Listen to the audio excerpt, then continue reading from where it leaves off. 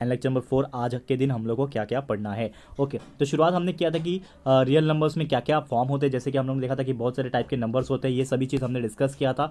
फिर rational numbers के form क्या होते हैं, that is P upon Q के फॉर्म में होना चाहिए, कुछ उसकी प्रॉपर्टीज़ देखा था, combinative, associative, identity and inverse के प्रॉपर्टीज़। एंड साथ ही में हमने देखा था कि terminating and non terminating type के जो रिकरिंग फ्रैक्शंस होते हैं वो कैसे होते हैं, उसको किस तरह से कन्वर्ट किया जाता है, एक्सप्रेस कैसे किया जाता है रिकरिंग फॉर्म में। ये सभी चीज़ हमने दोस्तों हम लोग ने प्रीवियस लेक्चर में कवर कर लिया था। एंड जो हमारा प्रैक्टिस सेट 2.1 था ये भी हम लोग ने टोटली सॉल्व कर लिया था, अगर आपको याद आ रहा होगा तो। आज का जो हमारा लेक्चर है, लेक्चर नंबर 4, इसमें हम लोग को यहाँ से हमारा आज का जो पार्ट है वो शुरू करना है। तो सबसे पहले यहाँ पे एक रिकॉल का पार्ट है, यहाँ पे बहुत ईजी होता है, आपको ये सब चीज़ पता है कि the number 2 and 3 shown on a number line are not rational number, means they are irrational number. तो हम लोग को यहाँ पे आप देखोगे कि जो रूट के फॉर्म में जो नंबर्स होते हैं, आपको पता है कि रूट के फॉर्म में जो नंबर्स होते हैं वो इरेशनल नंबर नहीं होते हैं, वही हम लोग यहाँ पे बताने की कोशिश किए। तो आपको पता होगा, ये हम लोग ने 8th स्टैंडर्ड में ऑलरेडी पता पढ़ा है, तो ज़्यादा हम लोग को डीप में जाने की जरूरत नहीं है। एक ये नंबर लाइन होता है, नंबर लाइन में कुछ पॉइंट्स होते हैं। ओके, तो इसमें आप देखोगे ऑन ए नंबर लाइन ओ ए जो है वो 1 यूनिट पे है, ठीक है। ओ ए जो आपका ओ से लेके ए पॉइंट 1 यूनिट है, ओ से लेके बी भी आपका क्या है 1 यूनिट पे है, ठीक है। वही चीज़ यहाँ पे बोला है। एंड कोऑर्डिनेट ऑफ पी जो है √2 है, यहाँ पे पी जो है आपका √2 दिया हुआ है, वही -2 जो है वो सी पे दिया हुआ है। तो सिमिलरली हम लोग बता सकते हैं कि √2 के अपोजिट, मतलब पी के अपोजिट क्या है यहाँ पे सी है, तो √2 का अपोजिट -√2। एंड जो आपका पॉइंट पी है, पी का अपोजिट डी हो जाएगा, वो जो कि है कोऑर्डिनेट ऑफ डी। तो ये सब आपने 8th स्टैंडर्ड में पढ़ा है, तो हम लोग को रिकॉल करने बोला है, बस एक याद करने बोला है, लेकिन एग्जाम में आपको पूछेगा नहीं अभी, जस्ट रिकॉल करने बोला है आपको बताने के लिए कि जो रूट में जो वैल्यू होते हैं, √2 रूट ये सब चीज़ जो वैल्यू दिए होते हैं वो क्या होता है, रैशनल नंबर नहीं होते, वो क्या होते हैं, इर्रेशनल नंबर होते हैं। वही सब बताने की कोशिश किया। आज हम लोग को पढ़ना है, बेसिकली यहाँ से स्टार्ट करना है कि irrational number and real numbers के बारे में। तो इरेशनल नंबर्स, जैसे कि आपको पता है कि मैंने बोला कि रूट के फॉर्म में जो भी होता है वो इरेशनल नंबर होता है। √2 is an irrational number and this can be prove using identical indirect proof, मतलब हम लोग को यहाँ पे एक प्रूफ करना है इनडायरेक्टली कि जो √2 है वो एक इरेशनल नंबर होता है। तो लेट अस अज्यूम दैट √2 जो है आपका, ठीक है, जो √2 है वो क्या है, एक रैशनल नंबर है, ठीक है ना। अज्यूम किया हम लोग ने माना, तो हम लोग √2 को कैसे लिखेंगे, पी अपॉन क्यू के फॉर्म में लिखना है, क्योंकि आपको पता है कि रैशनल नंबर जो होता है उसको हम पी अपॉन क्यू के फॉर्म में कभी भी लिखते हैं या फिर होना चाहिए। तो पी अपॉन क्यू जो है यहाँ पे आप देखोगे तो पी अपॉन क्यू जो है, ठीक है, तो पी अपॉन क्यू जो है it is reduce form of the rational number,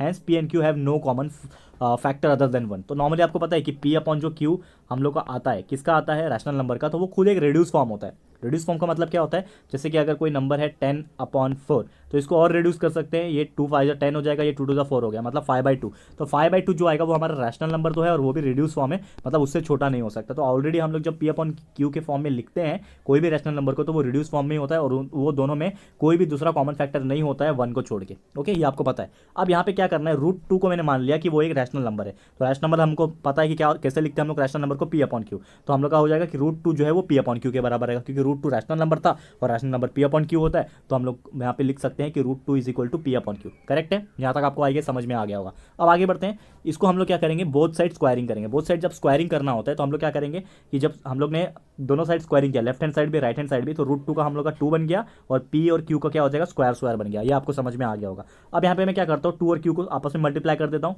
Q उधर चले जाएगा, तो 2q² is equal to p² हो जाएगा।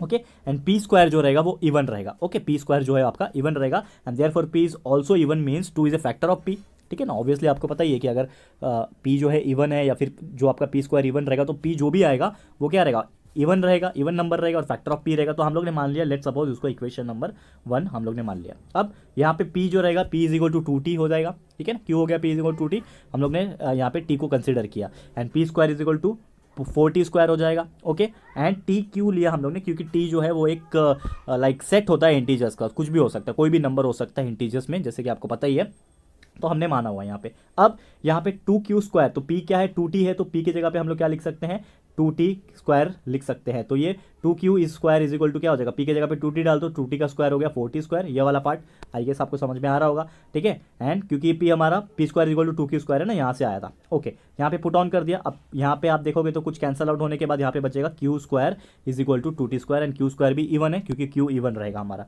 तो 2 is a factor of q, ये हमने मान लिया। And from equation number 1 and 2 हम लोग क्या बोल सकते हैं कि कॉमन फैक्टर जो है दोनों के केस में क्या हो जाएगा, 2 हो जाएगा, क्योंकि दोनों में ही 2 आ रहा है। यहाँ पे भी आप देखोगे इक्वेशन नंबर 1 में, तो यहाँ पे भी 2 फैक्टर आ रहा था एंड इक्वेशन नंबर 2 जो है आपका इसमें भी 2 फैक्टर आ रहा था, तो दोनों ही केस में क्या हो गया 2 कॉमन फैक्टर हो गया। And this is contradictionary because यहाँ पे P upon Q we have assume P and Q have no common factor except 1। तो यहाँ पे क्या हो गया एक ओवर स्टेटमेंट हो गया, कॉन्ट्राडिक्टरी आ गया कि पी अपॉन क्यू तो हम लोग ने माना था लेकिन उसमें कोई भी कॉमन फैक्टर नहीं होना चाहिए, लेकिन यहाँ पे 2 जो है हमारा कॉमन फैक्टर है। तो अजम्पशन जो हमारा जो था कि √2 वो क्या हो गया, गलत हो गया ना। ऑब्वियसली हम लोग ने क्या माना था कि √2 एक रैशनल नंबर है, ठीक है, तो ये चीज़ गलत हो गया क्योंकि यहाँ पे कॉमन फैक्टर 2 आ गया, ठीक है, जो कि नहीं आना चाहिए था, ठीक है। तो इसके लिए हम लोग बोल सकते हैं कि √2 जो है इरेशनल नंबर है। इसके लिए सिमिलरली जो भी रूट के जैसे फॉर्म में होता है जैसे कि √3 √5 ये सब चीज़ क्या है हमारा इरेशनल नंबर रहेगा, एंड उसको हम लोग नंबर लाइन पे भी शो कर सकते हैं। तो यहाँ पे हम लोग को क्या पता चला कि the numbers which are represented by the points on the number lines are real numbers, ठीक है, ये रियल नंबर्स होते हैं। एंड यहाँ पे हम लोग कंक्लूजन क्या बोल सकते हैं नटशेल के हिसाब से, every point on a number line is associated with a unique real number